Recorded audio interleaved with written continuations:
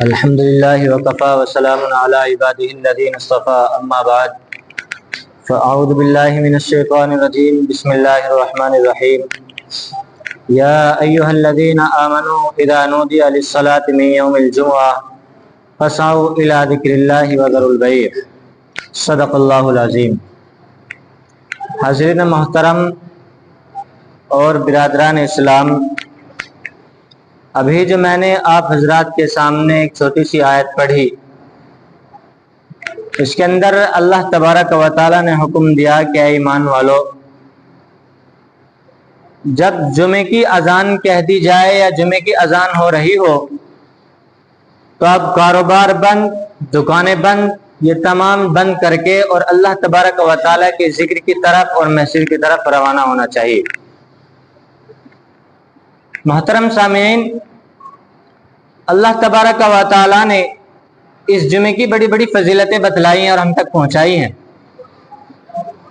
اس جمعے کے دن کی بڑی فضیلتیں ہیں، یہاں تک کہ جس طریقے سے ہمارے لیے سال میں عید بقرعید ایک تہوار آتا ہے، ٹھیک اسی طریقے سے اللہ تبارک و تعالی نے اس جمعے کو ہمارے لیے ہفتہ وار عید قرار دیا ہے۔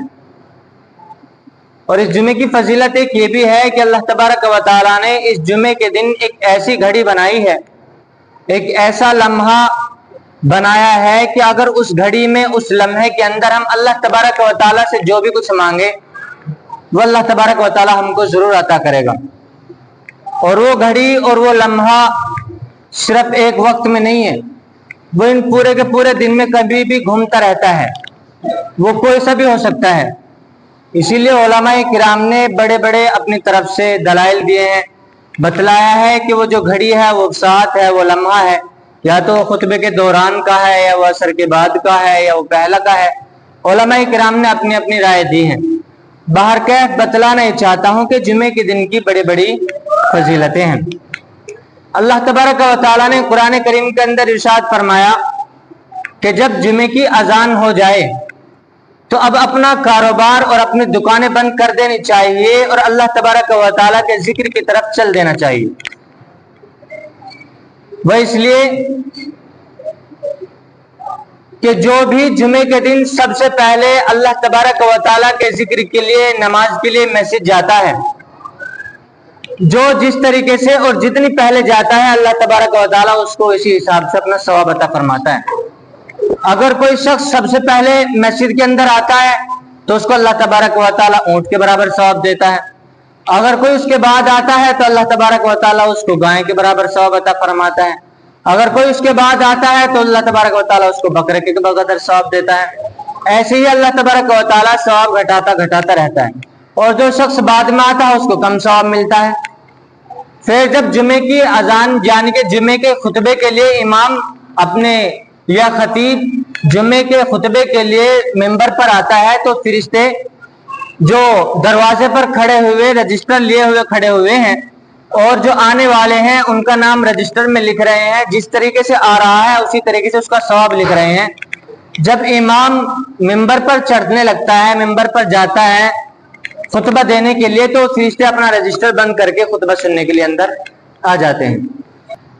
اللہ تبارک و تعالیٰ نے قرآن کریم کے اندر، پورے قرآن کریم کے اندر الحمد سے لے کر سورہ ناس تک اللہ تبارک و تعالیٰ نے اگر کسی نیک آدمی کی یا نیک شخصیت کی یا کسی کی بھی تعریف بیان کی ہے، کسی کی بھی اچھائی بیان کی ہے، تو اللہ تبارک و تعالیٰ نے اہتمام کے ساتھ میں اس کی اچھائی میں نماز کا حکم فرمایا۔ پورے قرآن کریم کے اندر اگر اللہ تبارک و تعالیٰ نے کسی کی صفت اور کسی کی اچھائی بیان کی تو اللہ تبارک و تعالیٰ نے ضرور اس کی نماز کا بھی حکم فرمایا کہ بندہ جو ہے نماز بھی پڑھتا ہے۔ پورے قرآن کریم کے اندر اللہ تبارک و تعالیٰ نے جگہ جگہ پر نماز کا حکم فرمایا اور اس کی اہمیت کو بتلائی۔ اللہ تبارک و تعالیٰ نے نماز کی اہمیت کو بتلایا، اس لیے اللہ کا نبی ارشاد فرماتا ہے اگر کوئی آدمی جان بوجھ کر کے نماز کو چھوڑتا ہے وہ گویا کفر کر بیٹھتا ہے۔ اللہ تبارک و تعالیٰ نے جگہ جگہ پر قرآن کریم کے اندر نماز کا حکم دیا۔ حضرت مولانا عطا اللہ شاہ بخاری فرماتے ہیں، وہ کہا کرتے تھے کہ اے مسلمانوں، اے ہندوستانیوں، میں نے تم کو اتنا قرآن سنایا مگر میں تمہارے دل کو موم نہ کر سکا۔ अगर मैं यही कुरान पत्थरों को सुनाता वो भी मोम हो जाते, अगर मैं कुरान सरसर को सुनाता वो सबा बन जाती, अगर मैं कुरान दरियाओं को सुनाता वो थम जाते, अगर मैं कुरान समुंदर की और दरियाओं की मौजों को सुनाता तो उनकी तुगयानी रुक जाती, मगर तुम किस चीज के बने हो कि तुम्हारा दिल नरम नहीं हुआ। कुरान करीम के अंदर अल्लाह तबारक व तआला इरशाद फरमाता है अशद्दु क़स्वतन मिनल हिजारा, कि पत्थर भी अल्लाह तबारक व तआला की हैबत से लर्ज़ जाता है, कांप जाता है। लेकिन तुम किस चीज के बने हो कि अल्लाह तबारक व तआला का तुम्हारे सामने जिक्र किया जाता है और तुम्हारा दिल नरम नहीं होता। ये जमीन जिस पर के तुम चल रहे हो ये अल्लाह तबारक व तआला ने बिछाई है। ये जमीन अल्लाह तबारक व तआला से अर्ज करते हैं कि अल्लाह ये तेरा नाफरमान बंदा तेरी जमीन पर चल रहा, अगर तू हुक्म दे तो मैं इसको अंदर अपने अंदर संभालूं, अभी धंसा दो। समंदर अल्लाह तबारक व तआला से दरख्वास्त करता है अल्लाह तू हुक्म दे मैं अभी चढ़ जाऊं। अल्लाह तबारक व तआला के फरिश्ते हुक्म करते हैं, हाँ अल्लाह तबारक व तआला के फरिश्ते कहते हैं अल्लाह हुक्म दे हम इनको अभी मिटा दें और तौबाला कर दें। लेकिन वो अल्लाह जिसकी हम नाफरमानी करते हैं, अल्लाह तबारक व तआला की हम नाफरमानी करते हैं, अल्लाह तबारक व तआला की पुकार लगती है दिन में 5 मरतबा, क्या लोगों चलो नमाज की तरफ, चलो नमाज की तरफ। अगर अल्लाह तबारक व तआला ने मुअज्जिन को हुक्म दिया कि मुअज्जिन जा खड़ा हो, ऊंची जगह पर खड़ा हो और अजान दे, और सिर्फ वही अल्फाज कहने हैं जो मैं कह रहा हूं, सिर्फ वही अल्फाज दोहराने हैं जो मैंने जिसका तुझको हुक्म दिया। अल्लाह तबारक व तआला ने अगर कहा कि मुअज्जिन जा अजान के अंदर कहे अल्लाहु अकबर, तो सिर्फ अल्लाहु अकबर ही कहना है, अल्लाहु आज़म और अल्लाहु कबीर नहीं कहना। अगर अल्लाह तबारक व तआला ने हुक्म दिया कि अशहदु अल्ला इलाहा इल्लल्लाह कहना है, इसके अंदर कोई तरमीम नहीं करनी है। अगर अल्लाह तबारक व तआला ने हुक्म दिया कि हय्या अलस सलाह हय्या अलल फलाह कहना है, तो यही कलिमात दोहराने हैं। अगर अल्लाह तबारक व तआला ने हुक्म दिया कि फजर की आजान में अस्सलातु खैरुम मिनन नौम जोड़ना है, तो सिर्फ यही कहना है, इसके अलावा कोई और लफ्ज नहीं। एक चीज को बार बार रिपीट करेंगे, बार बार कहेंगे तो सामने वाला बोर हो जाता है। या कोई भी बात हो, हम घर पे जाते हैं, हमने खाना बनवाया, सब्जी में मिर्च तेज हो गई, नमक तेज हो गया, हमने हुक्म दिया कि आज नमक तेज हो गया। एक दिन हुक्म दे सकते हैं, 2 दिन कह सकते हैं, दरख्वास्त कर सकते हैं आज सब्जी में नमक ज्यादा हो गया, आज चाय में चीनी तेज हो गई। 2 दिन कह सकते हैं, 3 दिन कह सकते हैं, 4-5 दिन कह सकते हैं।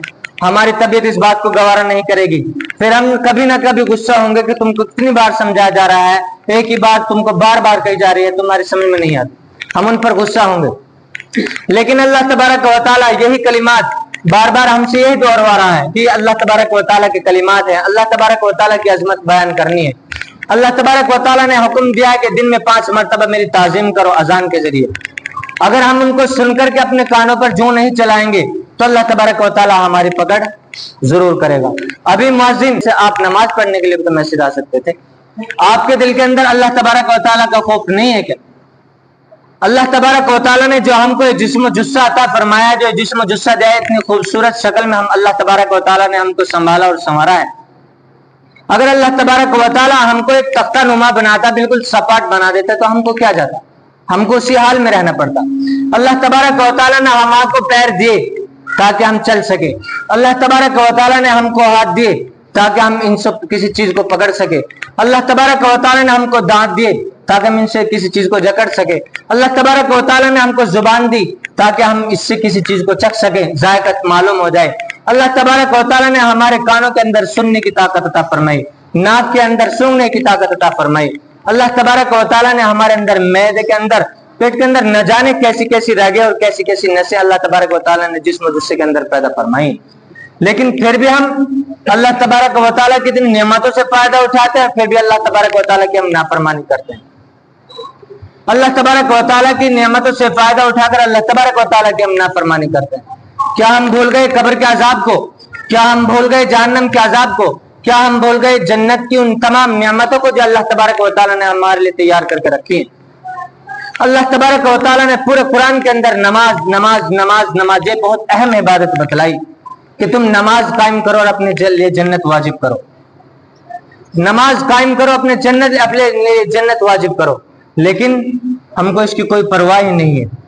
अल्लाह तबारक व तआला ने अगर हमारे ऊपर कोई चीज फर्ज की, जिस चीज की जितनी ज्यादा अहमियत और जितनी ज्यादा कदर होती है ना, तो उसकी छोटी सी छोटी गलती पर भी अल्लाह तबारक व तआला पकड़ कर लेता है।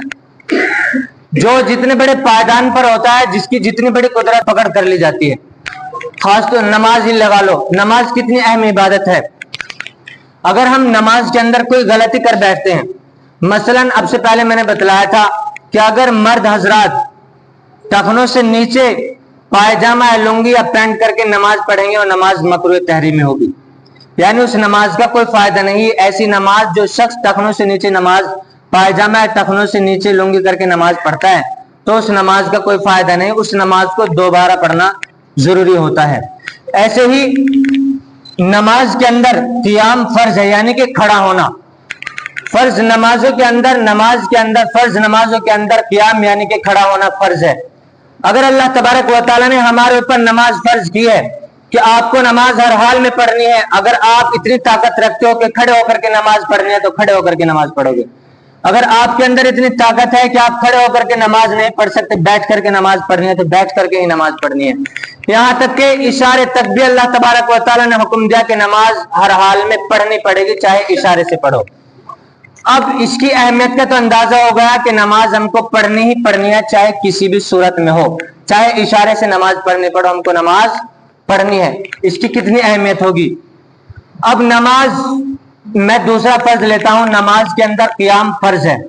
फजर की 2 रकात हैं, जोहर की 4 रकात हैं, असर की 4 रकात हैं, मगरिब की 3 रकातें हैं और इशा की 4 रकातें हैं। ये नमाज जो है, रकातें जो है फर्ज है। इन फर्ज नमाजों के अंदर क़ियाम यानी कि खड़ा होना फर्ज है हर किसी शख्स पर। अब जो वाजिब नमाज है, ईदैन की नमाज है, वित्र की नमाज है और फजर की जो सुन्नतें हैं, इनके अंदर क़ियाम यानी कि खड़ा होना शर्त है। आदमी को जहां तक भी कुव्वत होगी खड़ा होकर के, सबसे पहले इंसान को खड़े होकर के नमाज पढ़नी है। हाँ, अगर उसको कोई शरई उज़्र हो, शरई उज़्र मैं भी बतलाऊंगा, उसकी तफसील करूंगा।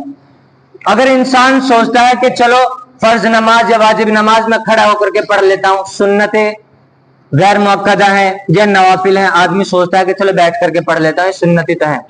याद रखना, अगर मैं इतनी ताकत है कि मैं खड़े होकर के नमाज पढ़ता हूं, अगर सुन्नतें भी मैं बैठ करके पढ़ता हूं तो आधा सवाब मिलेगा। अगर मैं कहीं मजदूरी करने जाता हूं या आप कहीं मजदूरी करने के लिए जाते हैं और आप 1000 रुपए की मजदूरी करते हैं, अगर वो आपको 500 रुपए दे तो आप उसको बर्दाश्त नहीं करोगे। तो जब नवाफिल के अंदर भी अगर हम बैठ करके पढ़ते हैं नवाफिल भी, तो उसकी भी आधा सवाब उसका घट जाएगा। लेकिन हाँ, ईशा की 2 नफिल जो 16 और 17, ईशा में 17 रकातें हैं, आखिर की जो 2 रकातें हैं नफिल, उनको अगर इंसान बैठ करके पढ़ ले तो कोई हर्ज नहीं, उसका सवाब नहीं घटेगा, क्योंकि अल्लाह के नबी ने 2 नफिल बैठ करके भी पढ़ी हैं। लेकिन जो और नमाजें हैं, अगर मैं क़ियाम पर कुदरत रखता हूं तो मेरे लिए जरूरी और फर्ज है कि मैं खड़ा होकर के ही नमाज पढ़ूंगा, अगर शरई उज़्र ना हो। वो शरई उज़्र क्या है? कोई बड़ी बीमारी लाहिक हो गई, मसलन हाथ पैर काम करना बंद कर दे, तो बड़ी बीमारी है, खड़ा नहीं हो सकता इंसान, तो उसके लिए बैठ करके लेट करके नमाज पढ़नी है। या कोई रीढ़ की हड्डी का मरीज है, डॉक्टर ने मना कर दिया कि अगर आप झुकोगे या नोड़ोगे या सजदा करोगे तो मर्ज बढ़ने का खदशा है। जिस्म के अंदर रीढ़ की हड्डी बहुत ही कमजोर शय है, इसके अंदर अगर थोड़ी सी भी कमी आ जाती है तो इंसान मजबूर हो जाता है और बेबस हो जाता है।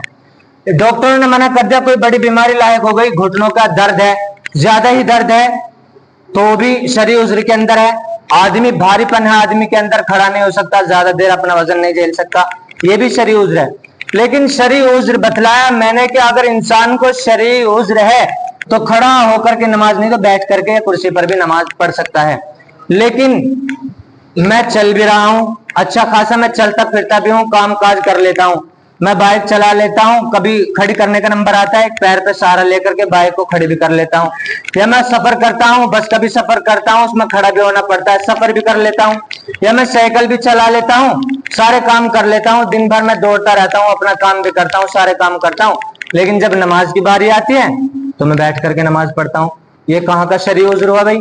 शरई उज़्र ये नहीं है कि मैं थक गया, मेरी तबीयत ने गवारा नहीं किया, आज मैंने दिन भर काम कर लिया और मेरे पैरों में दर्द हो गया तो मैं बैठ करके नमाज पढ़ लूं। ये शरई उज़्र नहीं है, ये तो सिर्फ आपका वहम है। अल्लाह तबारक व तआला ने क़ियाम फर्ज किया है नमाज के अंदर, वाजिब नमाज के अंदर क़ियाम शर्त किया है। आप नमाज खड़े होकर के ही पढ़ेंगे अगर आपको शरई उज़्र ना हो। हाँ, अगर आपको शरई उज़्र है जो मैंने अभी आपको बतलाया तो आप बैठ करके भी नमाज पढ़ सकते हैं। کرسی پر بھی نماز پڑھ سکتے ہیں. اور اگر کرسی پر نماز پڑھ رہے ہیں تو جو پیچھے جو سہارا ہوتا ہے اس کا بھی سہارا نہیں لگانا, یہ بھی پسندیدہ نہیں ہے. عربوں کے اندر دیکھا ہوگا جو حضرات حج کرنے کے لیے گئے ہو یا عمرہ کرنے کے لیے گئے ہوں گے نا, تو ان کے پاس میں جو وہ ہوتی ہے تختی سی ہوتی ہے کرسی, اس کے پیچھے کوئی سہارا نہیں ہوتا, ان کو اٹھاؤ پھرتے ہیں وہ لوگ عربی لوگ. تو یہ ہے کہ اگر انسان اگر نماز پڑھ رہا ہے کرسی کے اندر, کرسی پر بیٹھ کر بھی, تو پیچھے سہارا نہ لگائے, یہ پسندیدہ نہیں ہے. بیٹھ کر کے نماز اگر پڑھ رہا تو بغیر سہارے کے نماز پڑھے.